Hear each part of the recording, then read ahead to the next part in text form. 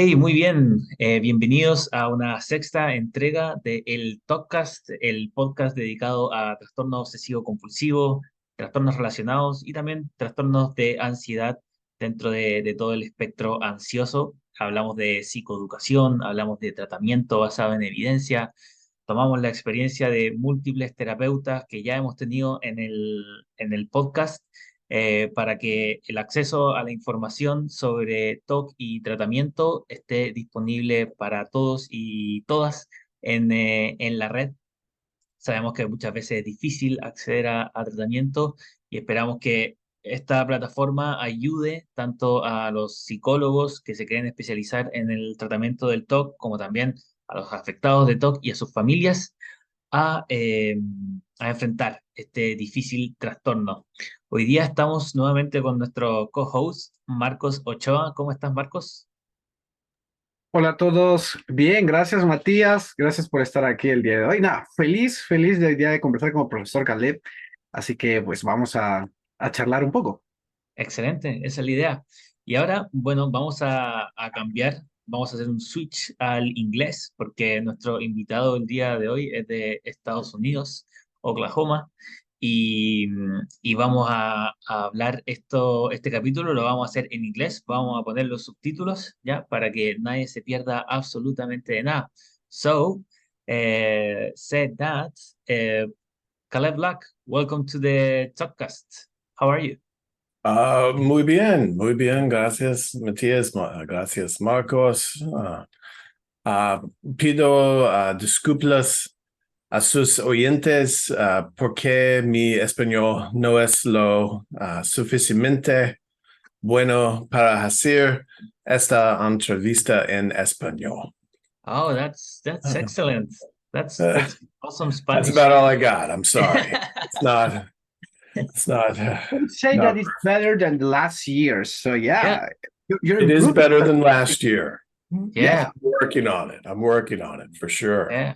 And I hope our English is improving too. I mean, It yeah, definitely is. I would Yeah. love to. I would love to learn some Oklahoma accents. I haven't listened to it.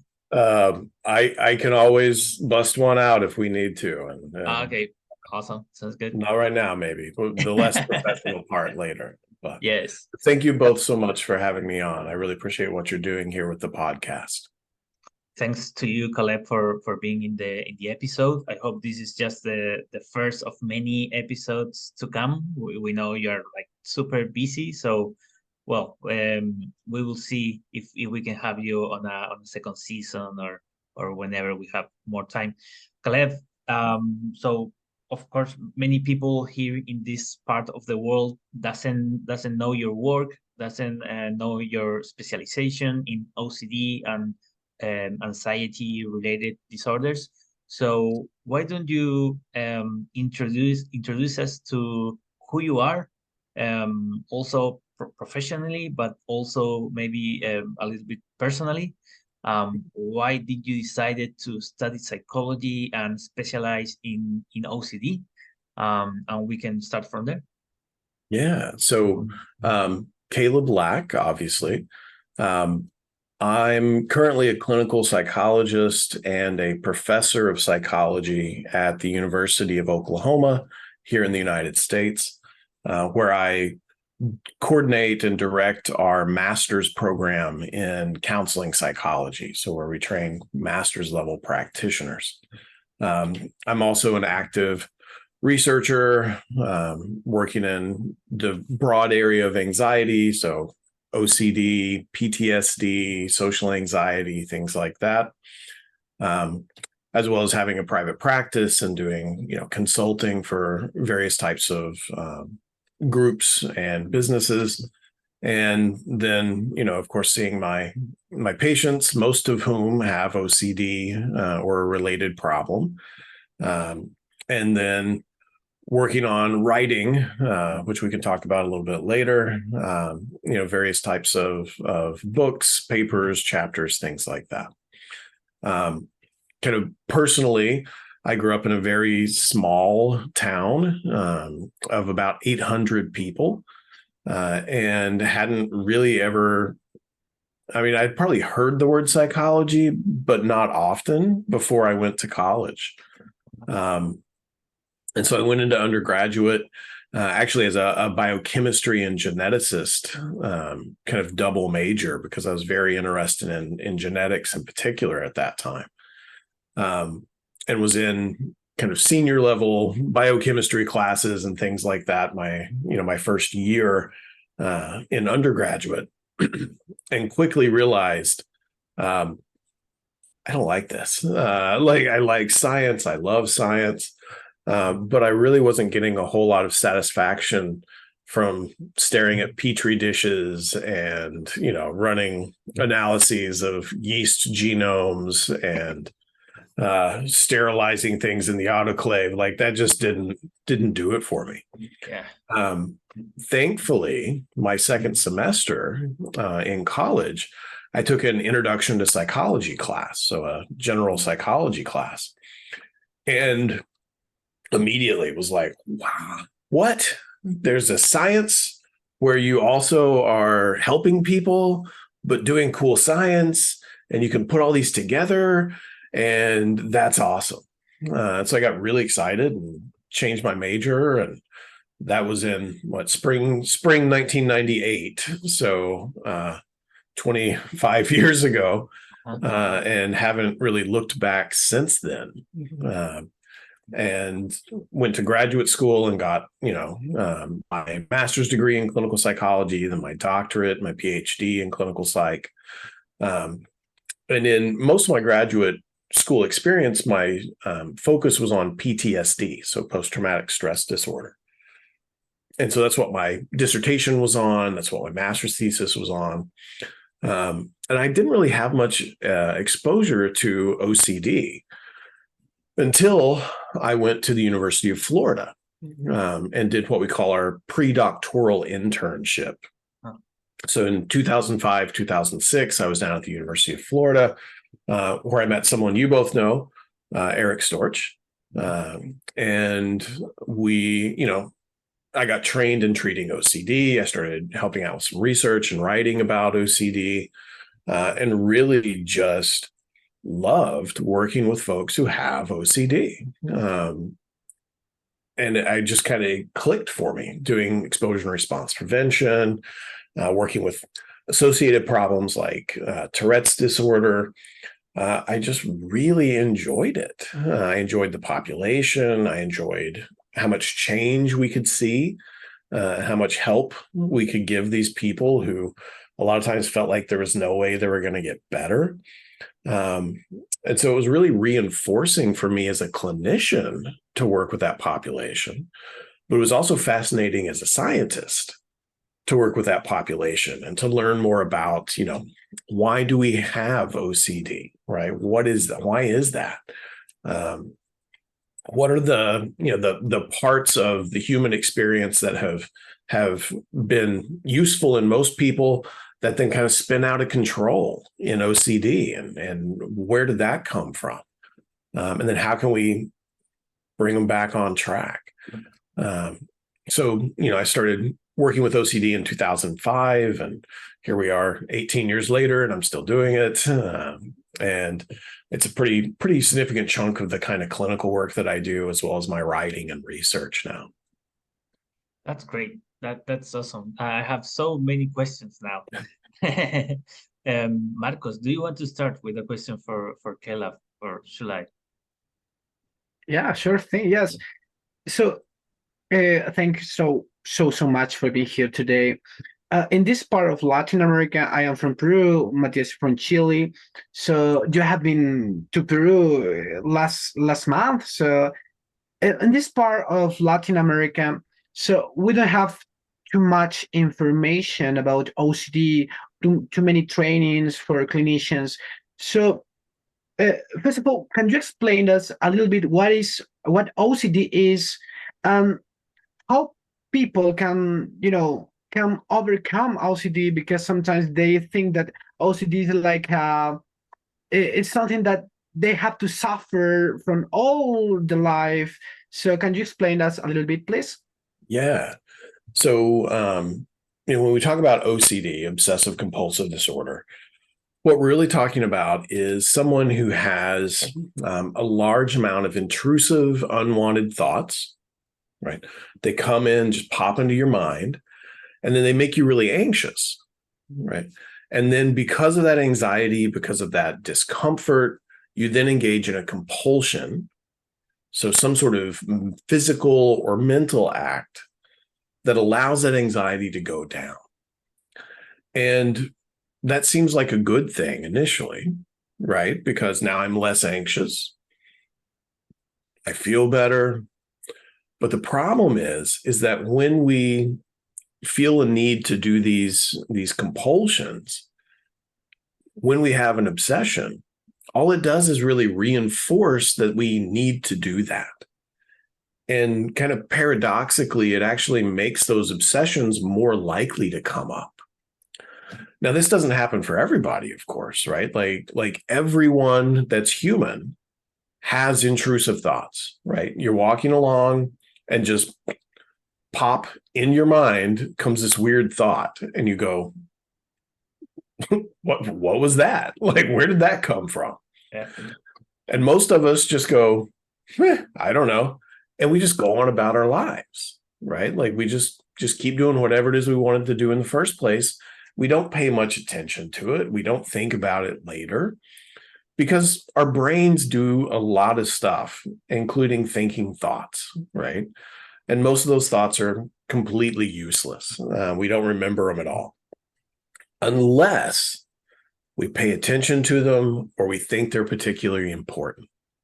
And so when we get anxious and then we do a compulsion to try and relieve that anxiety, what it does is it says to your brain, this is an important thought. This is something you need to pay attention to.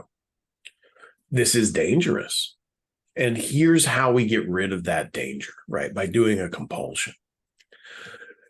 And so for, most people, when they have those thoughts, it's not a big deal. But for a small subset of folks, about 1.5% of adults, it develops into obsessive compulsive disorder, where I'm having large amounts of intrusive thoughts, large amounts of distress, feeling like I have to engage in a lot of compulsions, and feeling like that's the only way I'll feel better is if I engage in a compulsion. Now, we know that's not true, which is where treatment comes in, right? But a lot of people feel that way for sure, that like, this is part of who I am. I'm never going to get better.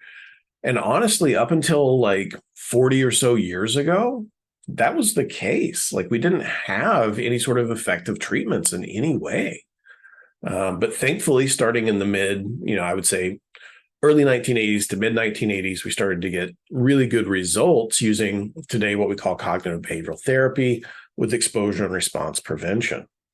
And being able to really help someone learn new ways of coping with and responding to those intrusive thoughts. So, to me, OCD is really, it's a thing that happens to everybody that's spun out of control, right? Most of us, when we're anxious, what do we try to do? We do something to get the anxiety to go down, right? That's just natural. Everybody has intrusive thoughts, right? That's a natural thing. And in fact, the kinds of intrusive thoughts that people who have OCD have are the same as those who don't have OCD, the same kinds of intrusive thoughts. So you've got these normal things that are happening that spin out of control because of some sort of combination of psychological, biological, and social factors. So that's to me, that's kind of what OCD is in a nutshell. Marcos, what was your second question? I'm sorry. Yeah. What can you say, or what can you tell people who always say that if they suffer from OCD, so they're gonna be, worse all the time, so they cannot improve? Because sometimes you hear that a person who has OCD says, so I will not improve anytime, so I will be the same way all the time. So what can you say? Yeah, I would say that in terms of the entire course of human history, today is the best possible time to have obsessive compulsive disorder. And the reason is because we have not just one treatment, excuse me, but we have multiple treatments if those first treatments don't work, right? So not everybody responds to every treatment, but we know for cognitive behavioral therapy with exposure and response prevention, most people will. Like most people, when done by someone who really knows what they're doing, will get a significant decrease in their symptoms. They'll be able to live their life again. If they don't get a full response, then we have some medications we can add on that do help a certain percentage of folks. If those medications don't work, then we actually have direct brain interventions that can help, like transcranial magnetic stimulation. And no one responds to every one of these interventions, right? But going through them, the vast majority of people with OCD will respond to one of these interventions and have an improvement in their life. And that's why I say, like, this is the best time in human history to have OCD. If you were born 50, 60, 100, 300 years ago, no, there's not a treatment, right? Like, there's not really much to do. Today, we have options, and we have some really effective treatments out there. That's great. That's great, Caleb. That's a very comprehensive, answer. So you were mentioning some of the causes that we think that might be involved in the development of or the presentation of OCD. We, of course, we are not sure about it. We are researching it. Part of it is the efforts of Latino Project, the initiative where we're all collaborating. But a lot of people, a lot of patients, a lot of family members will ask us, but why? Why do I have OCD? Or why my son has OCD? Did I do something bad to him? Did I inherit him my bad genes or stuff like that? And there is very, very often a lot of guilt around that as well. Like there is something wrong with me, and I'm not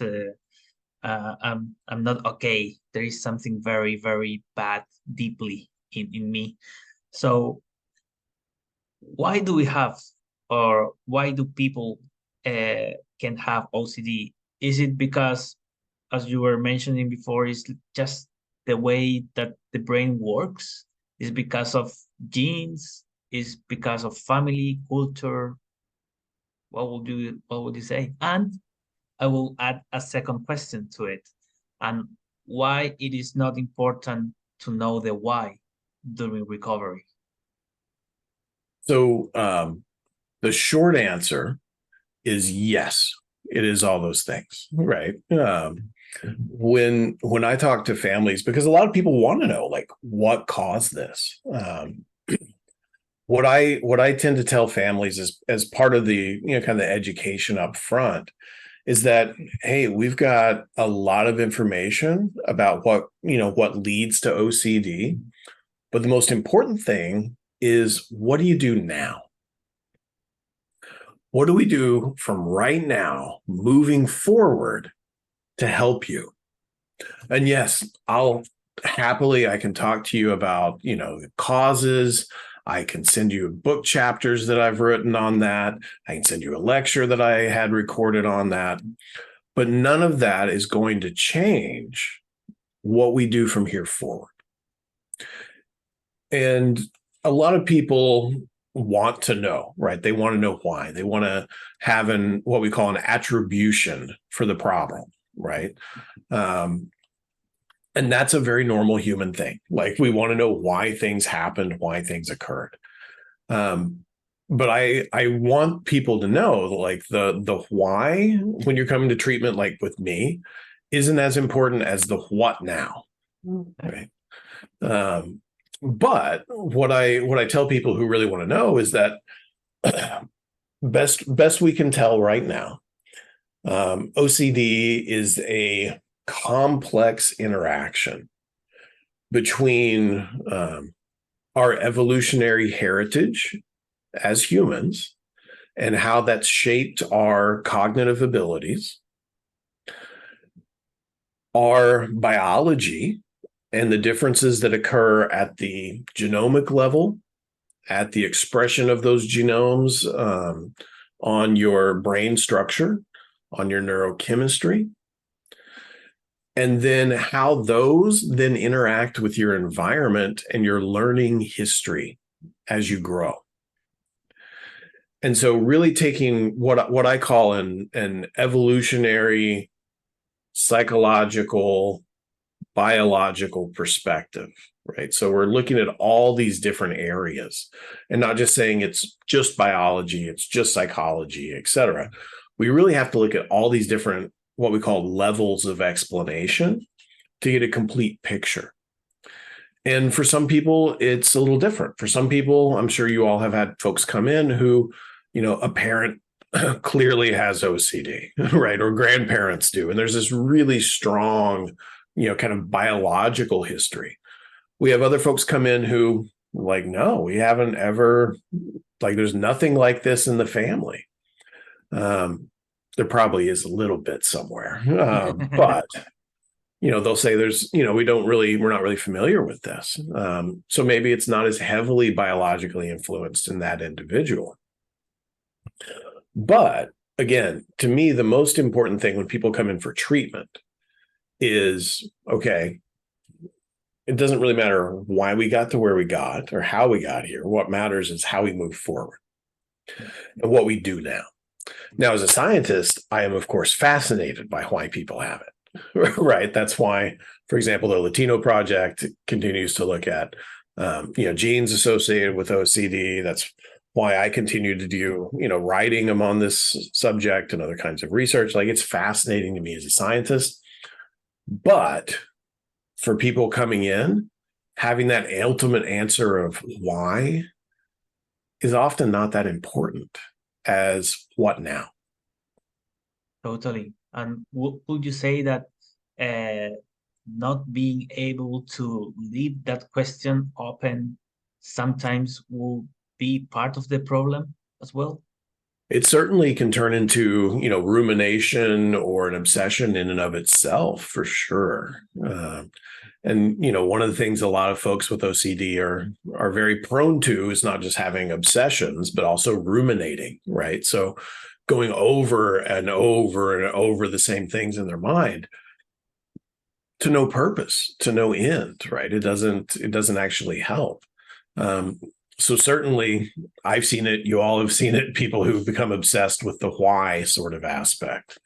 And I'll send them my book chapter, right? I'll send them my lecture. I'll say, here's the information we have. And a lot of times they go, okay. That's it. Anyway, what do we do now? Right? Yeah. Which is ultimately where we want to get.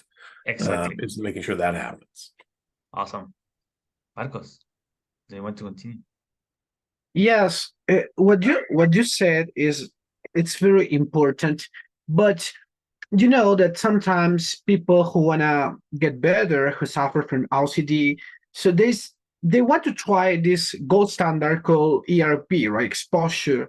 So, but they are afraid of being worse instead of being better. So because they say, yeah, how this exposure can help me to be better. So what can you tell people who are afraid of starting exposure? Yeah, great question. I literally had a patient this morning where we talked about the same thing. And the way that I think about it is, if you're coming in here to see me, to see Mateus, to see Marcos, you're not having a good time, right? Life's not great. You're probably anxious a lot, most of the day even. And what you're worried about is that treatment will make you anxious most of the day? You're already there, friend.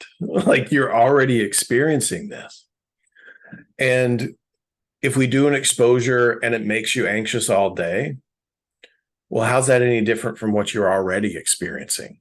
Having these obsessions and then a compulsion and then an obsession and a compulsion. What you're worried about is what's already happening to you because of OCD, right? You're worried about the thing that's already really happening every day for you. So we might as well try it and see how it goes. Because what's the worst thing that'll happen? You'll be anxious. What are you right now, though? You're anxious already, right? You're already distressed. You're already feeling terrible. So let's just try it out. Let's let's give it a go, because it might help, and the research would say that it probably will help for you, and quite a bit. But we got to test that out first, right?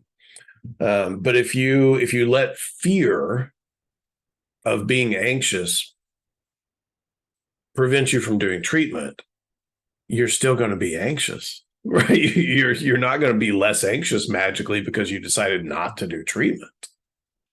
But that's a really common thing that people come in with is, what if I get worse, right? What if this doesn't work? Well, then you're still at the same spot, right? You're not worse off than you were.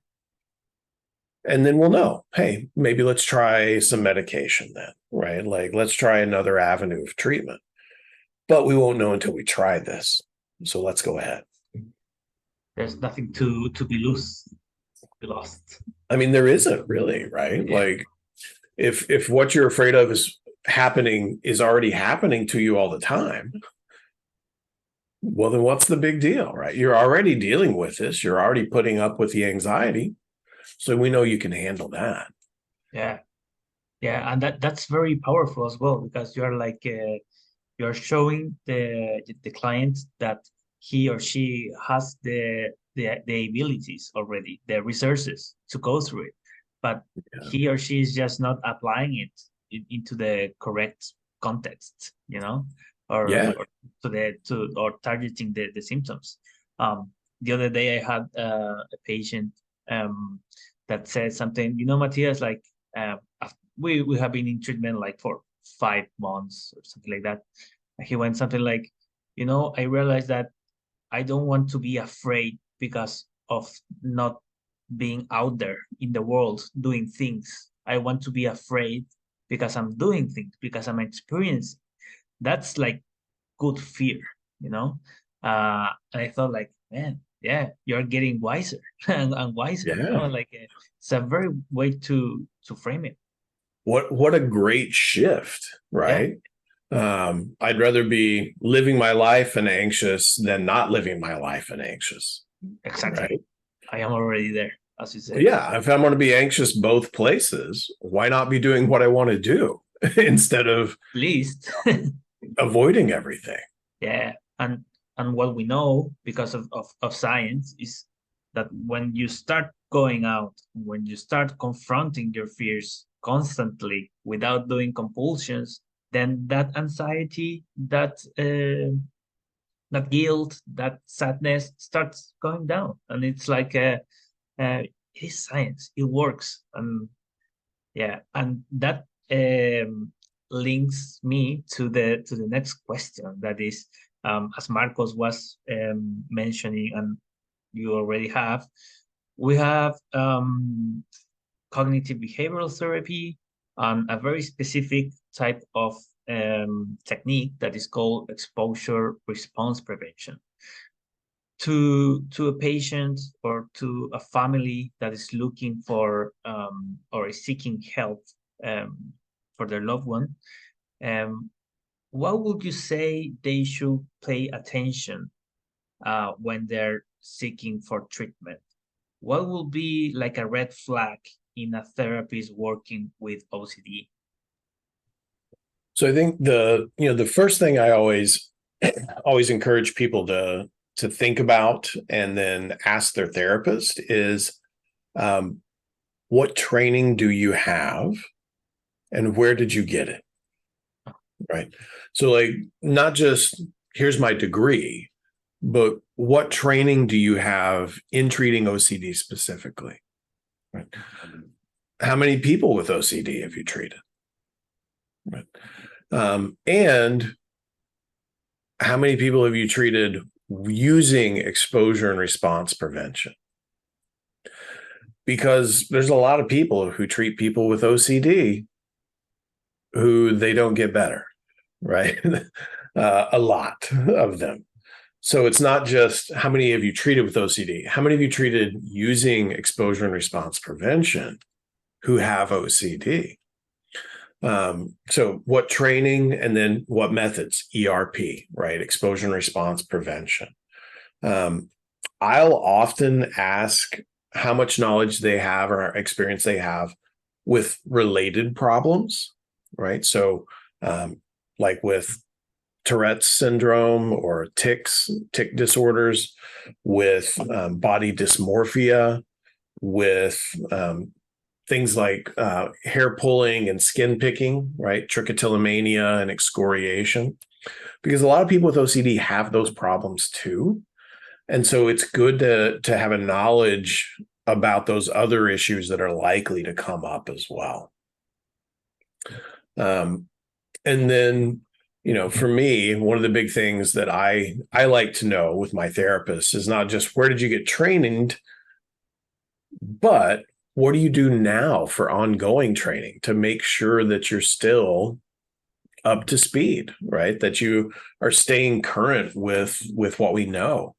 Because if I trained 30 years ago in how to treat OCD, things have changed a little bit, right? Like we've had a lot of advances in knowledge.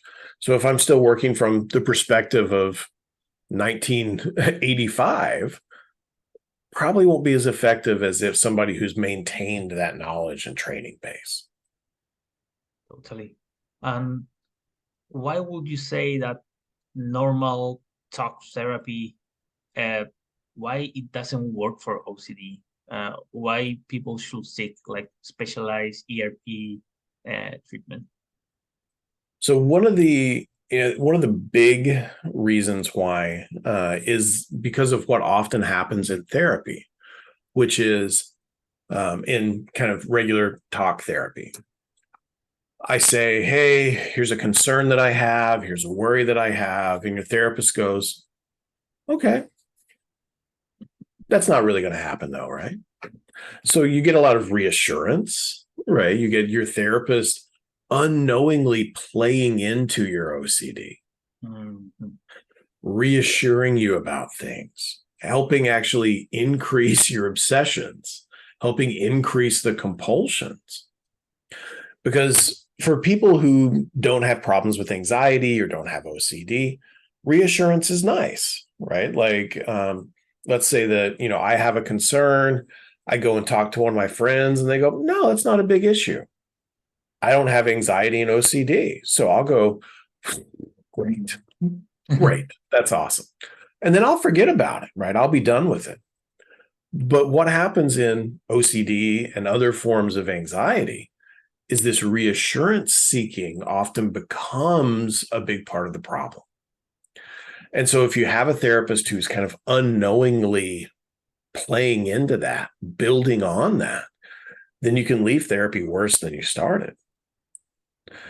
Or if you have someone who doesn't know how to gradually set up, for example, exposures for maximal effect, you can have exposures go poorly, right? Where they'll just say like, well, why don't you just go do this? Just go try this. And then someone goes out into the world, tries to do this thing, is too anxious, doesn't have the skills, they fail miserably. And then they come back in and they tell their therapist, I can't do it. Or more likely, they don't even come back in, right? They just never go to therapy again.